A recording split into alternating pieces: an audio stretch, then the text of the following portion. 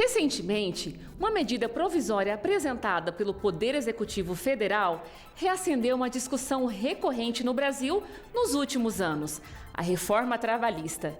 A MP 1045 desse ano acabou não se tornando lei. Mas que tal aproveitar o tema para relembrarmos as mudanças trazidas pela última reforma em 2017?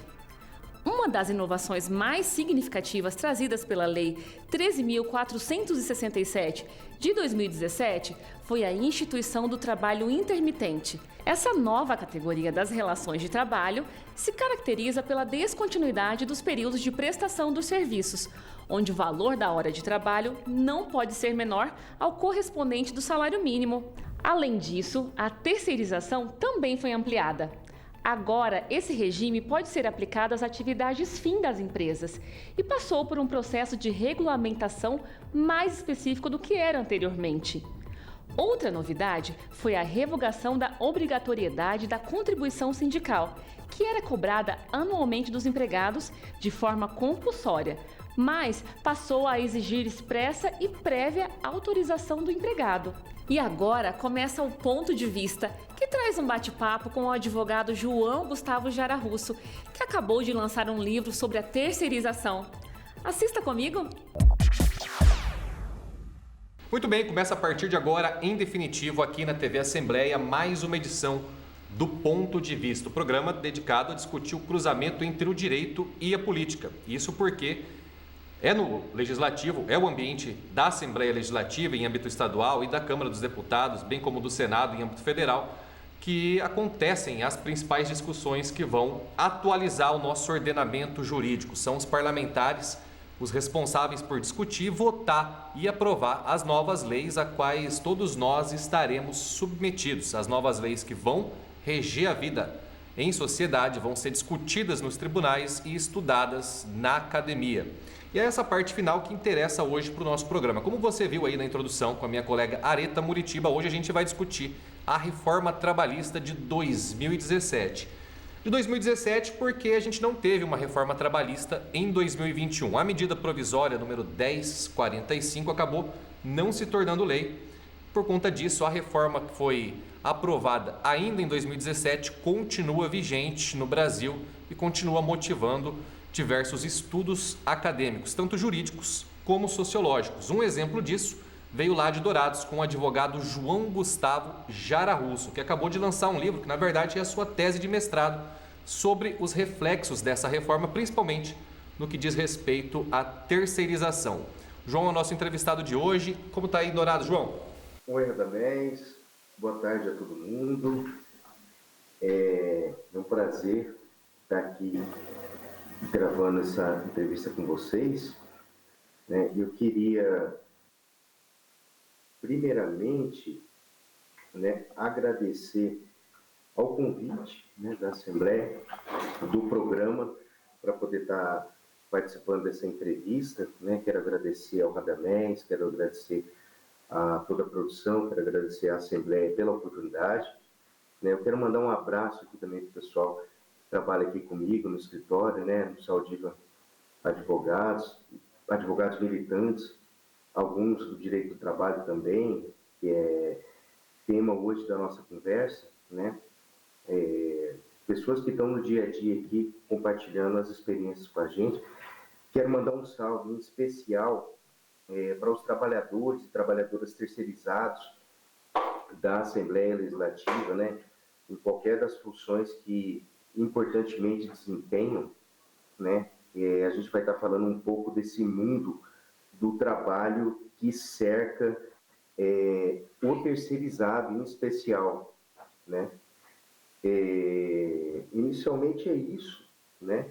A respeito da reforma trabalhista que acompanha, como o Radamés falou aí, de 2017, por ocasião de não ter ocorrido essa mini-reforma denominada assim, né, agora 1045, como uma medida provisória que não passou no Senado, mas seria, inicialmente, a gente poderia estar dizendo que é uma marcha, né, uma marcha dessa de 2017, e que não se consolidou, mas a terceirização ela está imbuída, né, nesse mesmo cenário de modificação de legislação trabalhista, modificação de garantias já conquistadas, né, do ponto de vista do direito do trabalho, né, que a gente sabe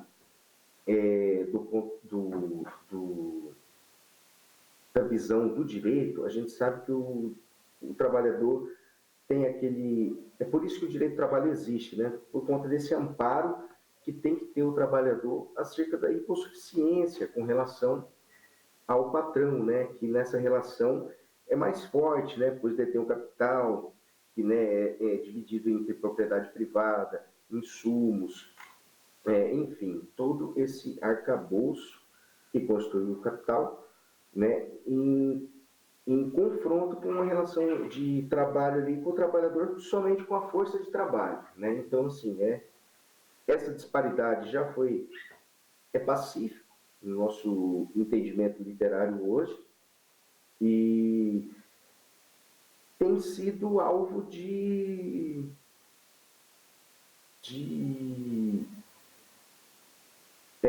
como que eu posso dizer? Tem sido alvo de disparos, né? Disparos. E, como eu vinha dizendo, essa marcha da reforma trabalhista de 2017 continuaria com a medida provisória 1045, né? Com impactos e modificações no mundo do trabalho.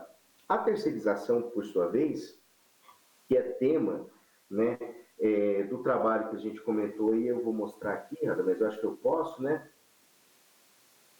Isso. Invisibilidade é um estudo de caso da terceirização na universidade pública, né?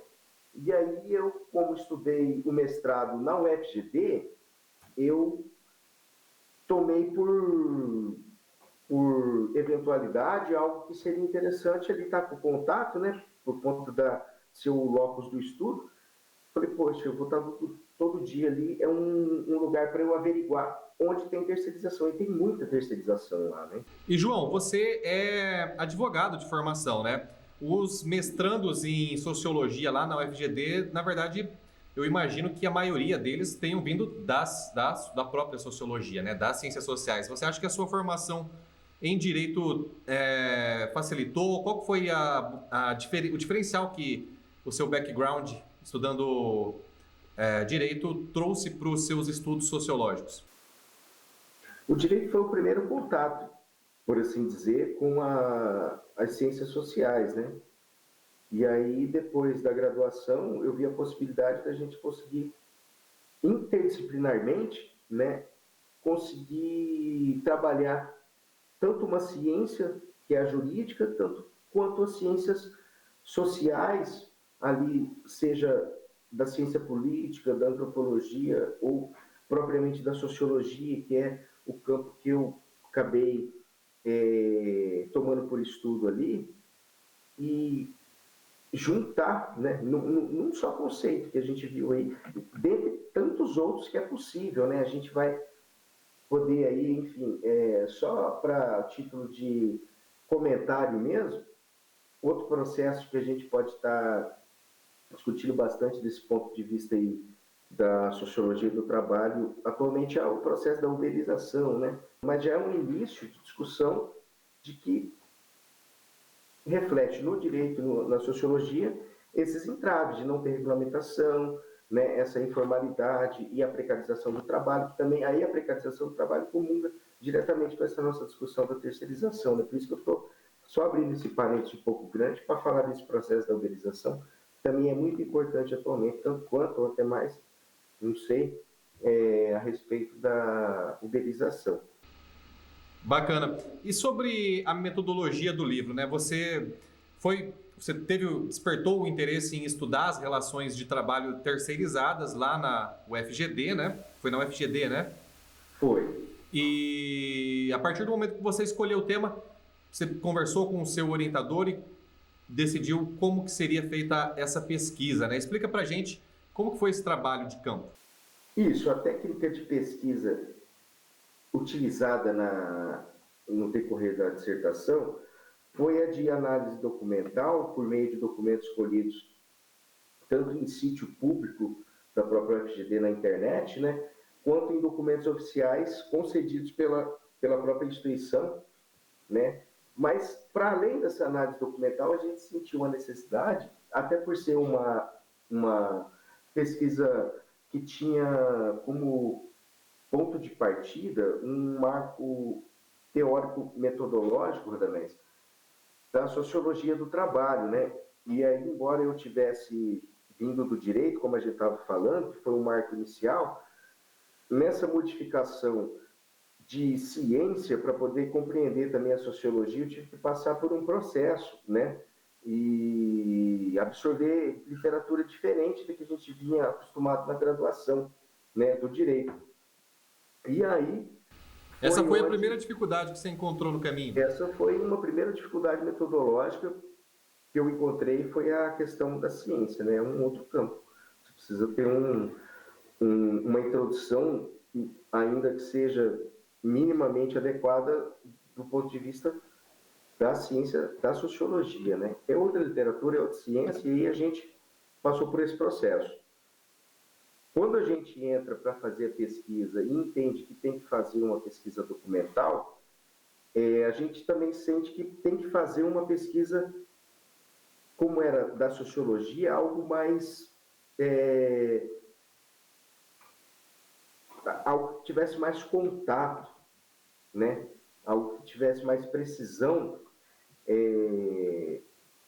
da absorção, seja, né, eu fiz entrevistas onde a gente coletou somente o áudio, não foi coletado o vídeo, né? Tudo mediante autorização dos entrevistados, mas somente o áudio. E o vídeo ele revela, às vezes, né, pela expressão, algo mais, mas a gente não tinha nem tempo e material para isso, nós fizemos só sobre o áudio, e aí a própria voz também revela ali, né, no discurso, o que a gente precisa, às vezes, mais do que aquela coisa engessada do documento, que também é uma fonte de pesquisa extremamente importante. Ela é fiel, ela é aquilo que está posta, né?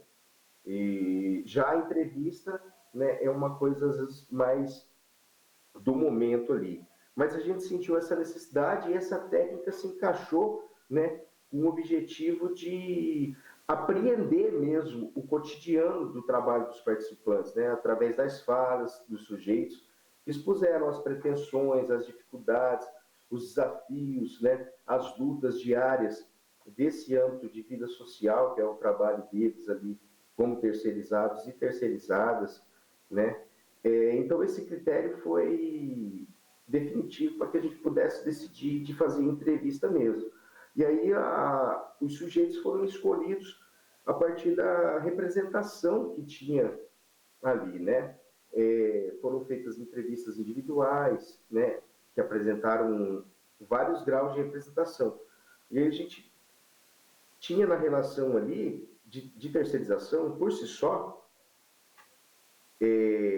inicialmente, 3 grandes sujeitos, né? A prestadora de serviço, a tomadora de serviço, né, e o trabalhador e a trabalhadora terceirizada. Enquanto na relação clássica de trabalho, bilateral, né, lá do direito do trabalho que a gente vê na faculdade, a gente tem um empregador e um empregado. Aí na terceirização a gente tem 3 sujeitos ao invés de 2, né? A tomadora, que é aquela que recebe o serviço, no caso da minha pesquisa foi a UFGD. A prestadora de serviço são aquelas empresas terceirizadas que ganharam a licitação e têm o contrato ali firmado com a instituição pública federal de ensino, por determinado período e por determinado valor, e que contrata, então, os trabalhadores terceirizados para, então, realizar aquele trabalho naquela função, né? Você buscou entender o que motivou esses impactos da terceirização na vida, efetivamente, deles. Foi isso? O grande cerne da pesquisa é tentar entender onde e como a terceirização impacta na vida desses trabalhadores, de que forma. E aí, para tanto, a gente, né, utilizou dessa metodologia, dessa técnica de pesquisa, melhor dizendo, né, da entrevista, né, individual, semi-estruturada, né, sendo gravado o áudio com alguns participantes. Eu passei também alguns questionários para os terceirizados, para conhecer eles melhor. Eu entrevistei várias pessoas, eu não entrevistei só terceirizados. Ao decorrer da pesquisa, a gente viu que a gente precisava ter contato. Como era uma pesquisa que na UFGD ainda não tinha sido iniciada, a gente tinha que fazer um panorama geral, né? Hoje a gente tem, inclusive, eu publiquei recentemente, depois no final a gente pode até comentar mais um texto com um acadêmico do programa de Sociologia da UFGD, que também está estudando terceirização. Então, uma outra pesquisa está ocorrendo lá, mas na época a gente não tinha esse panorama geral. E aí a gente tinha que apresentar isso. E a terceirização na UFGD é muito grande, né? É mais fácil você pensar o que não tem de terceirização do que o que tem. Porque se a gente pensar o que não tem, são professores, alunos e técnicos, atualmente. O resto de todas as pessoas que trabalham por lá são terceirizados, em todas as funções: vigilância, manutenção, portaria, sonorização, a fazenda experimental, né? O pessoal lá das ciências agrárias que, né, planta lá e dirige o trator para poder fazer experimentos agrícolas. É bem curioso isso, né? Quando a gente fala em terceirização, a gente não tem uma identificação imediata com a vastidão de possibilidades de trabalhadores que podem estar nessa situação de terceirizado, né? Enorme. E atualmente, em decorrência dessa reforma trabalhista que a gente vem tratando aí, né, a gente pode dizer que a terceirização com a lei de 2017 que foi aprovada, junto com a reforma trabalhista, né, a terceirização de 2017 junto com a reforma trabalhista, ela permitiu que todas as atividades fossem, portanto, terceirizadas, né? Então, até 2017, só podia aquela atividade chamada de meio. Hoje não tem mais isso, né? Hoje todas as atividades podem ser terceirizadas. Essa foi a principal... Qualquer pesquisa que a gente faz inicialmente sobre a reforma trabalhista de 2017, essa foi, sem dúvidas, a mais impactante, né? Sim, é estrondoso, né? Que muda justamente na estrutura da terceirização, né? A principal característica da terceirização antigamente era o fato de que apenas as atividades meio poderiam ser contratadas sob esse regime, né? Era essa discussão. E aí, o que era atividade meio, o que era atividade fina, uma discussão também enorme e infindável, né? Só para a gente ter uma noção, né? Se eu te falasse que atividade meio era aquela que não é a principal, portanto periférica. E aí a de limpeza, né? A de copa. Mas e num hospital, onde a limpeza é crucial? A limpeza às vezes é tão importante quanto qualquer outro serviço ali, médico, de enfermagem. Porque se o lugar não tiver com a asepsia adequada, né? Não é um hospital. E aí, não é uma atividade de meio? Era uma atividade de meio, mas aí tinha essa discussão. O que é atividade de meio? Até quanto ela pode ser considerada uma atividade de meio, né? Aí acabou essa discussão. Hoje nós não temos mais essa discussão do o que é atividade de meio. Porque pode tudo. O que não pode? Não pode terceirizar delegado, não pode terceirizar juiz, promotor, né? Defensor público. Agora, essas funções que a gente está tratando aí, né? Todas podem ser terceirizadas. A terceirização da lei de 2017 é a terceirização sem teias, que chama a galera aí, comumente chama muito com esse nome, né? Não tem mais freios, você pode terceirizar tudo, você pode terceirizar professor na escola, né? Médico no hospital. João, e além do número de possibilidades de terceirização, quais são os outros impactos que a reforma de 2017 trouxe para a vida do trabalhador terceirizado?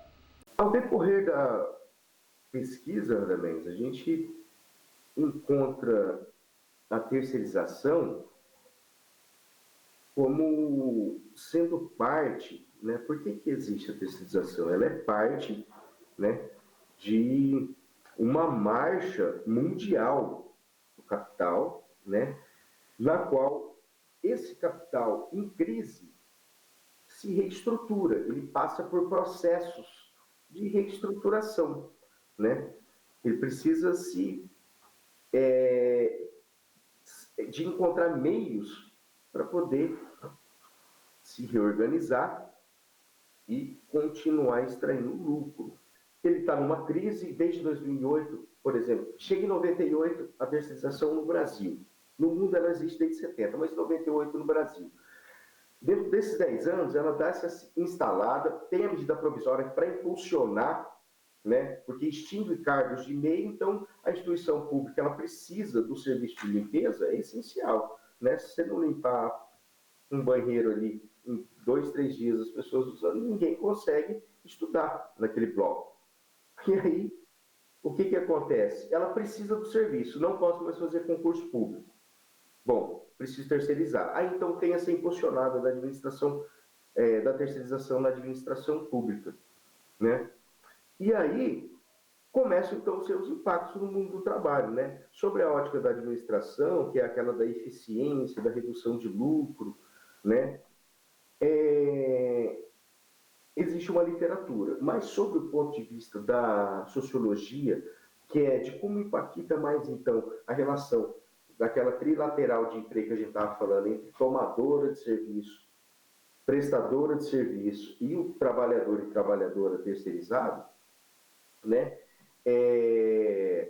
Isso com base na nossa pesquisa, foi demonstrado que existem fatores implícitos para além do discurso da administração, da gestão pública, né, de diminuição de gastos, de desemprego, de menor onerosidade para a máquina pública, né, de que o outro lado para o trabalhador é que esses fatores implícitos eles flexibilizam, né, a relação de trabalho num processo de acumulação flexível, que chama, em que está, então, a reestruturação produtiva do capital, né, representando menor liberdade para os trabalhadores. A gente volta lá no começo da conversa, né? Essas transformações jurídicas, elas conversam com tudo que está acontecendo no mundo. Então, isso, no final das contas, se resume a uma reordenação da estrutura econômica, né, João? Com certeza, uma reordenação da estrutura econômica, tributária, trabalhista, né? O direito e tem que ser trabalho regulamentado por um aporte jurídico. Tem que ter regulamentação, mas uma regulamentação que também venha a abarcar. Quando a gente fala em direito do trabalho, a gente está voltando naquela premissa que a gente conversou no começo da hipossuficiência, né? Que a gente pode, de modo mais claro, tentar dizer que é aquele mais fraco na relação, né? O capital, o empregador. Ainda que o empregador, vamos deixar claro uma coisa também, capital é quem detém o meio de produção, certo? Então, às vezes, o empregador nem sempre é o detentor do capital, às vezes ele é um pequeno burguês ali, né? Mas a relação de emprego, ela claramente tem o empregador que é mais forte e o empregado que é mais fraco, e que só tem a força de trabalho para poder vender, né, por um salário mensal e sobreviver, né? Nesse aspecto, as modificações são para o trabalhador. Então, quando a gente pensar em legislação trabalhista, a gente tem que pensar em legislação que não vá rechaçar, que não vá abater princípios constitucionais, inclusive, de proteção ao trabalhador. Porque assim como o direito do consumidor, por exemplo, ele é insuficiente. Nós não podemos regredir lá para um Estado liberal em que a relação de trabalho é entre dois civis e dois iguais perante a lei, porque eles não são iguais perante a lei, eles têm essa hipossuficiência. Então, da ideia de quando a gente vai pensar a legislação trabalhista, a gente tem que sempre lembrar desse fator. Não dá para encarar o empregado e o empregador como iguais. Essas foram algumas das considerações que o nosso entrevistado de hoje, João Gustavo Jara Russo, apresentou no seu livro. Eu vou até mostrar aqui, Invisibilidade, um estudo de caso sobre a terceirização na universidade pública, pela editora Dialética. A gente volta no segundo bloco daqui a pouco para falar um pouco mais sobre a terceirização e a reforma administrativa, não, a reforma trabalhista de 2017 e os seus reflexos sociológicos. Fica de olho. Como falar com um deputado estadual sem ser por rede social? Você vai no www.al.ms.gov.br, depois clica no menu da direita, depois em deputados, depois em partidos, bancadas e blocos.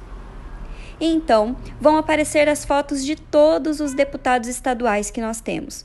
Você escolhe um dos deputados com quem você quer falar, clica na foto do deputado, eu vou escolher a Mara, que é a única deputada mulher, e depois vai aparecer o e-mail. Segundo e último bloco do Ponto de Vista, hoje a gente fala sobre a reforma trabalhista e os impactos que ela trouxe na vida dos trabalhadores terceirizados. O nosso entrevistado, eu já falei, é o advogado João Gustavo Jara Russo, lá de Dourados, que a gente vai continuar a conversar agora. E aí, João, a gente ouviu bastante aí sobre a sua tese, que te consagrou como mestre em sociologia agora, né? Quem se interessou pela nossa conversa e quer adquirir a sua obra e se informar mais sobre os impactos da terceirização na vida dos terceirizados, que a gente viu que é um universo bastante grande no serviço público. Sim, a obra está publicada pela editora Dialética, disponível nos marketplaces, está disponível de modo impresso com a Dialética daí, e os próximos trabalhos que a gente tem realizado, na verdade, é que assim, teve uma última edição da revista Movimentação do UFGD, em que está disponível de maneira gratuita na internet, um artigo do Vinícius Faria de Souza, ele é mestrando da sociologia também, e ele tem estudado, então, esse conceito da terceirização, né? Juntamente, nós fizemos um artigo junto, tá? Nessa revista, na última edição, é um dossiê sobre relação de trabalho, tem muito texto legal, inclusive textos sobre esse processo de uberização que a gente anteriormente estava falando, que é muito importante, tanto quanto a terceirização hoje, para a gente entender o mundo do trabalho atualmente, é o processo aí também de uberização, não só a terceirização. Esse é o novo grande tema aí, né, da sociologia e do direito, é a uberização. A gente já falou sobre a uberização aqui no Ponto de Vista. Vai carecer de muito trabalho, muita pesquisa, né? Tem já alguns trabalhos importantes, mas é claro que vai necessitar de muita discussão, muita pesquisa, muita busca para poder compreender e ver em que ponto isso aí pode ser bom ou não, mas bom para quem, né? Bom, e aí, para além disso, a gente também tem uma publicação que está aí na iminência, num livro do próprio programa de sociologia da UFGD, um livro de divulgação do curso do programa de pós-graduação de sociologia da UFGD, em que vai ser publicado um livro, num capítulo do livro, né? Portanto, um artigo, foi escrito pelo meu orientador, o Dr. Marcílio Rodrigues Lucas, né? Que, na verdade, agora aqui mandar um abraço para ele. O Marcílio é uma pessoa muito querida e foi meu orientador no mestrado. E aí tem essa publicação minha e dele, de um artigo em que a gente trabalha mais os resultados aí dessa publicação que a gente está falando aqui hoje, que é esse livro, que é a minha dissertação na íntegra, na verdade, né? Eu não cheguei a mudar nenhum títulos. Eu fiz um título novo para o livro, mais com cara de livro, né? Que a dissertação mesmo tinha um título mais acadêmico, mas os subtítulos, os nomes dos capítulos, tudo isso são as mesmas coisas. Assim. Está bem fiel ao que a gente fez mesmo de trabalho acadêmico lá.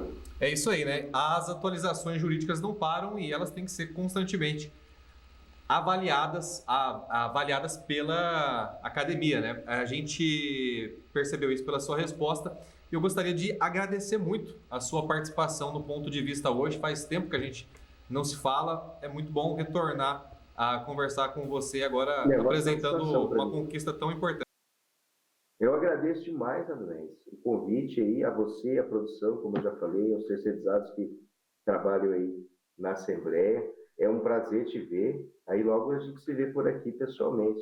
E a gente termina por aqui mais uma edição do Ponto de Vista. Hoje a gente falou sobre a reforma trabalhista e os impactos na vida dos trabalhadores terceirizados. A gente agradece novamente a participação do nosso entrevistado, João, que escreveu um livro sobre essa matéria, mas se você quiser pode assistir outras dezenas de entrevistas no canal da Assembleia Legislativa no YouTube. Estou ficando por aqui novamente, eu digo, e a gente se vê numa próxima edição.